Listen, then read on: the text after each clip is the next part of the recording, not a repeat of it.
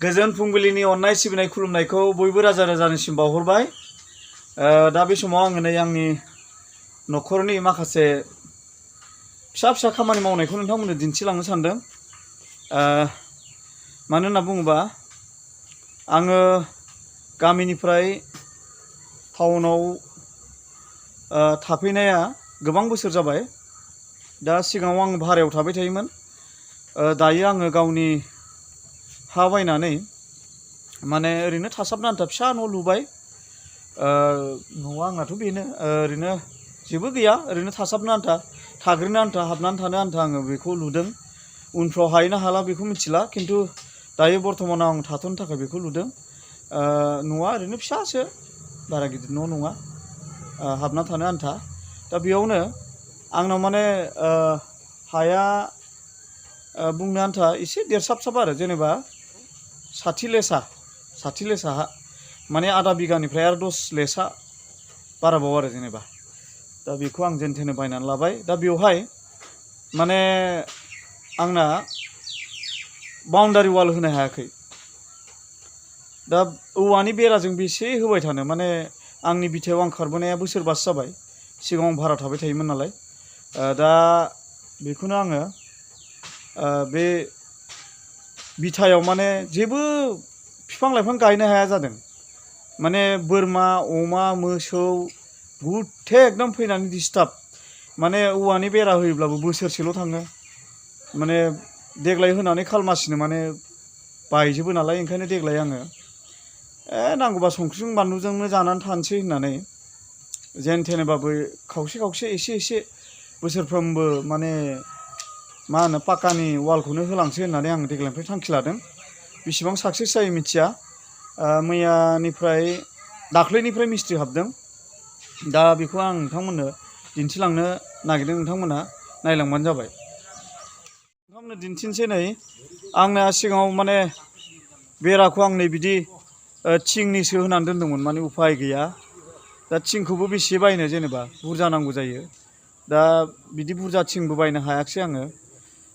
नै थांनाय बोसोराव जेने थेने नै बिदि माने मा होनना बुङो, औवाजों नैबे जालि, मा होनो गुनाबो होनना बुङो, बे जालिजों माने होना दोनदोंमोन आं। नै बिथांमोना दिनै बेखौ सिफायसिगोन, नै मिस्ट्रिफ्रा सिफायनानै माने बेखौ बे फारसेखौ माने होग्रोनो सानदों।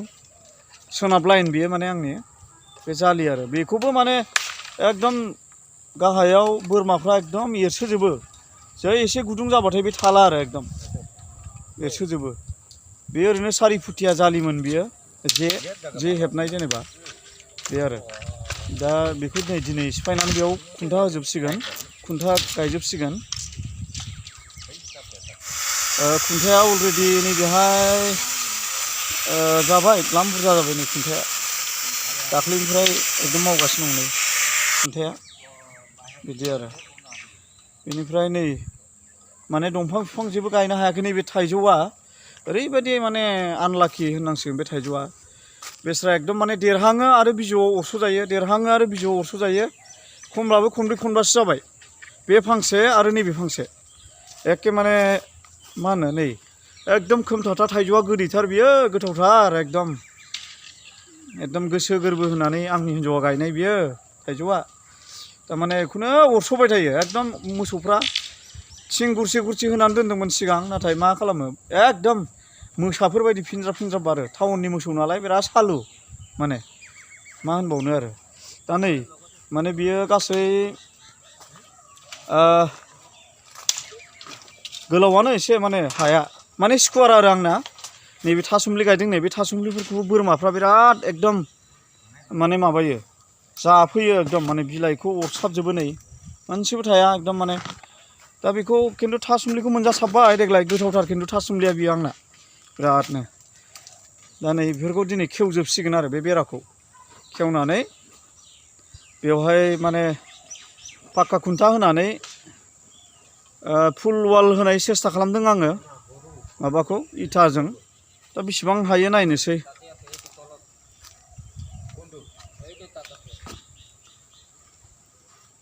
खुन्थाखौ जों गायसनजेनबाय।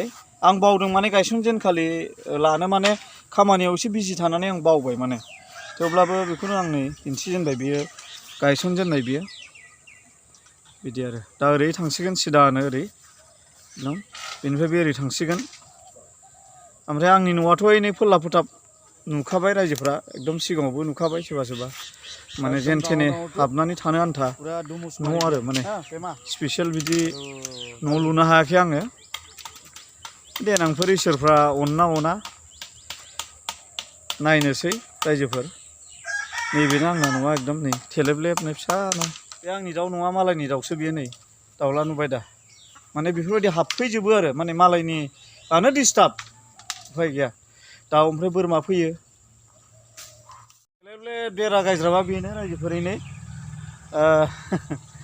जेबो स्टाइल गैया ओरैनो माने थं थं न'ना न'ल' आरो जेबो गैया माने मालायफोरना ओइ नै नाहरलाय खाथियाव बिराद गोजौ गोजौ एकदम माने RCC जाजोब्बाय जेरैबो ओइ नै नाहरजोब आंनि खाथियाव गासिबो RCC दंजोबो एकदम आंहा मा खालामनो साख्रि बाख्रि गैयि मानसि जाहैबाय दा खाथियाव गासिबो मालाय साख्रि गोनांफोर एकदम मोजां मोजां साख्रि लानाय दंजोबो ओंखायनो उफाय गैया आरो आंबो सोलिनांबाय बिदिनो माथो खालामबावनो খুলি দিয়ক খুলিব লাগিব নহ'লে কেনেকৈ হ'ব লাষ্টত এই খুঁটাটো যিমান আছে এইটো ইফালে অলপ 2 ফুটমান ইফালে লগাই পেলাই এই টিংটো চোলা চোলা খুলি পেলাই ইয়াত লগাই দিব লাগিব নহ'লে নহ'লে এই গৰু ছাগলী গোটেই এই আমাৰ পকাটো চেছ কৰি দিব ইমান মানত টেম্পৰাৰী আৰু বেছি দিন নহয় আৰু এমাহমান থাকিব আৰু যেনিবা অহা যোৱা কৰিবলৈ এইটো সুবিধা মতে থৈ দিব লাগিব ন दा नै देबेन बिथाङा कार्बि आरो नै दाजु बिथाङा नेपालि जाहैबाय आरो बै फंबाय सासेयाबो कार्बि नेपालि कार्बि नेपालि फंबाय सासेयाबो थिगैनो दङ जों गोरोबलायनानै थायो एकदम बिथांमोनानो मावफैबाय थायो आंनाव आरो साथामसो दंबावो आंनाव मावफैबाय थाग्रा बिसोरबो फैगोन गाबोन समफोरो दा नै एकदम बेराया बिदिमोन आरो जेबो जायाखैमोन जानायालाय खुन्थाया माने बोसोरसेल' जादोंमोन नालाय माथो खालामबावनो देग्लाय बेखौ बोखारनांसिगोन बेखौ जेथिंजाय माने वाल होनो हाया हाथ'आ बेखौ बे जालिखौ हैनांसिगोन आरो ओरैहाय सानजाहा हाखरखौ जावजेनबाय रायजोफोर नै हाया माने आंथिं गोजौ हा खोबाय थानायखाय गोजौ जाबाय ओरै आंनि सिमानिया सोनाबनिया माने गाहाय ओंखायनो हाखरखौ गोथौ जावनांसिगोन उफाय गैला माने मजबुत जानांगोन नालाय वाला उफायथ' गैया नै देबेन मिस्ट्रिया कयेलखौ हास'गासिनो दङ खुन्थानि थाखाय भीमनि थाखाय दाजुजों पेमाजों नै मस्ला लगायगासिनो दं भीम लुनांगौ दा भीम लुनायनि सिगाङाव माने हा लाखिनो थाखाय 1.5 फुटसो ओरैनो हा सिंनिफ्राय माने सलिं धुमुस खालामनानै माने लुग्रोनाय जादों बिनि उनावसो माने बै माबाखौ लुगोन आरो भीमखौ माने एसे मजबुत जाथोंसै हायाबो होमबाना थागोन गलांनाय नङा नै बिदि आरो रायजोफोर नै बिनि गोजौआव माने भीमखौ नै खाबाय रडखौ ओमफ्राय लुसिगोन दा भीमखौबो हाबाय नै इथा गाथिनो हानाय सम जाबाय जोंहा बधय गाबोनफोरनिफ्राय माने इथाखौ जोङो गाथिसिगोन नैबे आरो नै साहा साइडनि बेखौबो माने खुन्थाखौ गायजोबनो हाबायानो बेनिफ्राय बेखौबो भीम खानांसिगौ जाहैबाय दा नै जोंना देबेना माने खुन्थानि थाखाय बेयाव धालाय मस्ला हरदों मेजारमेन्ट लानानै बे खुन्थाखौ गायसनबाय नै सा एरियानि गोजा बियो खेबसेनो गोलाव बारु बियो 98 फुट गोलाव बियो सा एरिया बेखौ गायबाय आरो एकदम डाঙर पुरा दुमुस मारि दिया पेमा आरो दाजु दा बे सा एरियाखौबो नै बे अन्थाइखौ सलिंखौ दुमुस मारिनानै बिनि सायाव माने डाइरेक्ट भीम खानोसै बिथिं हाया गोजौखा माने एकदम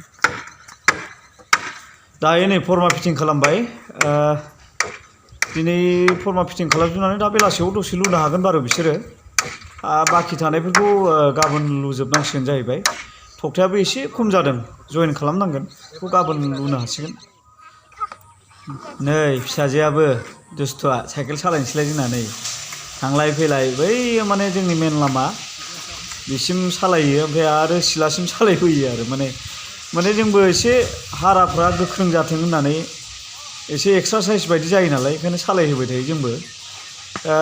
फिसाजोआथ' सिगाङाव आं नोंथांमोननो एसे खिन्थाहरबाय थाखादों जे एसे माने बार माने एसे बेमार जाबाय थायो लोमजाबाय थायो बेखायनो बेफोर एसे स्रां जाथों बा एसे एक्सारसाइज बायदि जाथों होननानै सालायहोयो आरो साइकेलखौ बिमायाबो।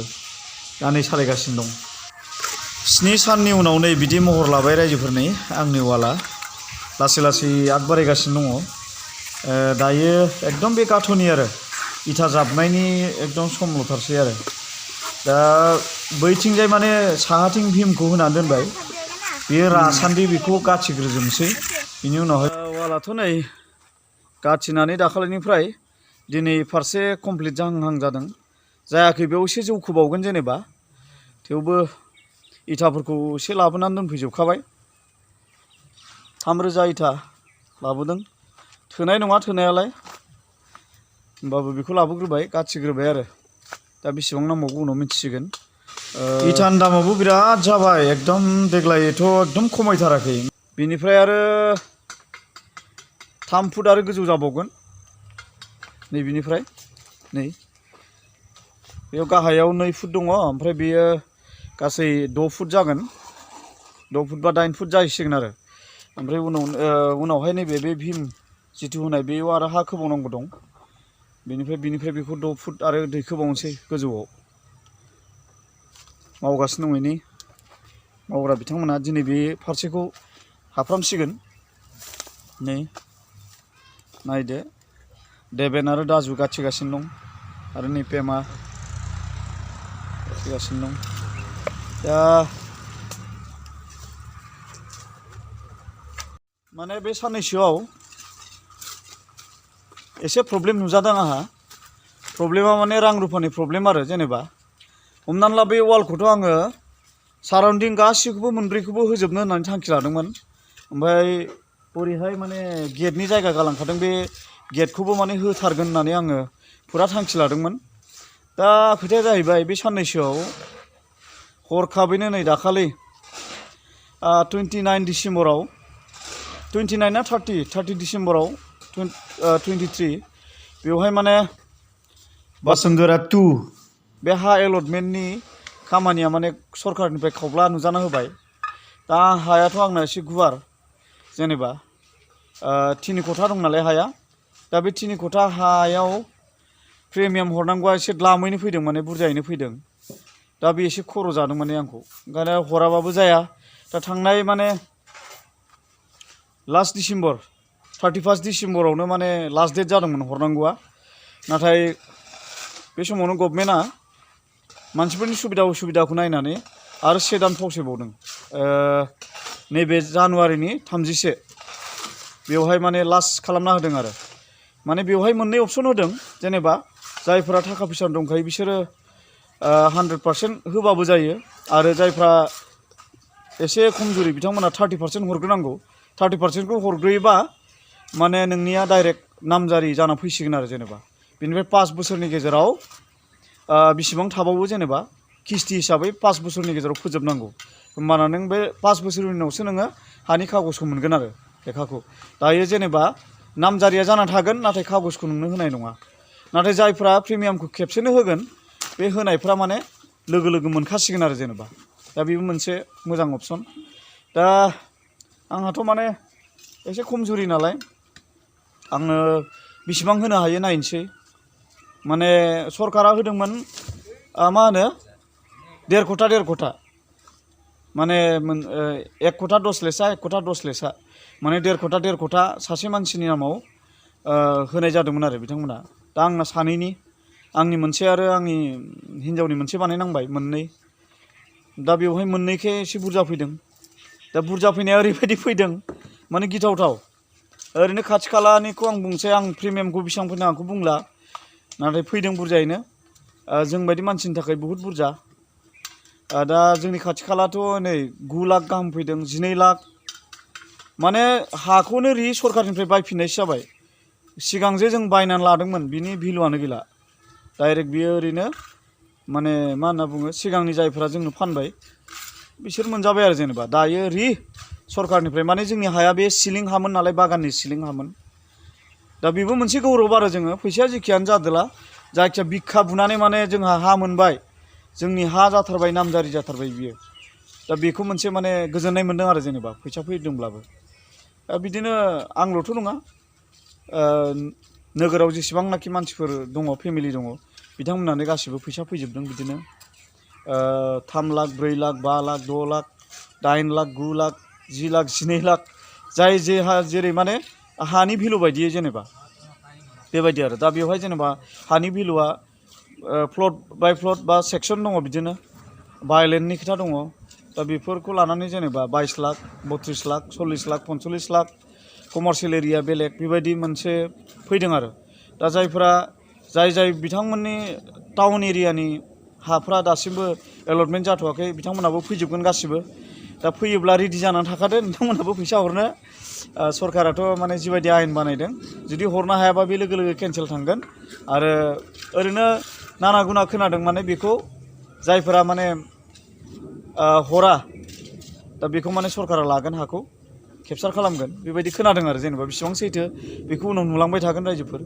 दा आंनि वाल होनाया माने बाउन्डारि वाल होनाया एसे आद्रा थासिगोन आरो दा नै बिथिंनिखौ भिम होजोब्बाय गासिबो बैसिम दा बेखिनिखौ जेनेबा आं हासिगोन बेनिफ्राय ओरै न'नि सानजाहा एसे दंमोन सानजाहा बेखौ ओरैनो इथा गाथिनो हायाबाबो भिम होनानै दोननोसै आं सिमा नालाय ओमफ्राय ओरै खोलाहा दङमोन खोलाहा बे खोलाहाबो माने बेखौ आङो हायाबाबो भिमखौ होना दोनसै उफाय गैला माथो खालामबावनो माने बे नुजायामोनब्ला आङो माने कमप्लिट खालामनो होननानै साननानै थादोंमोन दा बेखौनो नोंथांमोननोबो आं एसे दिन्थिहरनोसै होननानै भिडिअखौ बानायनाय जाबाय रायजोफोर गाज्रि दामोन दिनैनि भिडिअखौ एबा ब्लगखौ आं बेखिनियावनो दोनथ'नाय जाबाय गोजोन्थों।